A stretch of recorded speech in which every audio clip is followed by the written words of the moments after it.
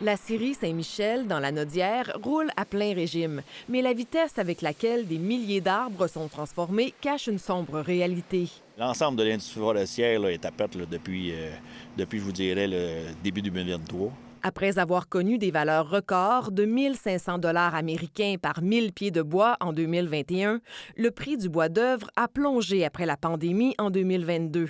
Il gravite actuellement autour des 575 $, ce qui est nettement insuffisant pour assurer la rentabilité des scieries. Pendant la pandémie, il y a eu beaucoup de consommation. C'est beaucoup sur le marché de la rénovation aussi. Là, les gens se sont lancés grandement dans la rénovation.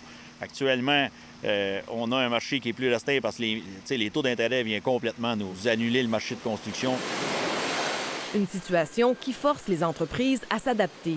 En modifiant, par exemple, le nombre de factions de sillage, donc le nombre de shifts en bon français dans nos scieries. Ça peut être en réduisant certains volumes de sillage. Comme les taux d'intérêt ont triplé au cours des 2 dernières années, l'impact s'est fait sentir sur les mises en chantier, surtout au Canada, qui achète plus de la moitié du bois produit au Québec. Lorsque les taux d'intérêt sont élevés, les conditions de financement sont difficiles et les projets qui étaient auparavant rentables ne le sont plus.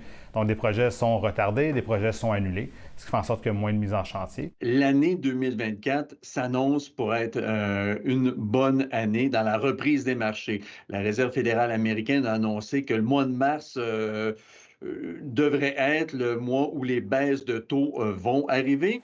Jean-François Champoux espère une relance de la construction, lui qui a dû mettre ses opérations sur pause pendant une trentaine de jours pour diminuer les pertes. Si l'économie perdure comme que c'est là, c'est certain que l'industrie puis même notre entreprise n'aura pas le choix aussi de faire des actions qui vont être probablement beaucoup plus drastiques dans la prochaine année.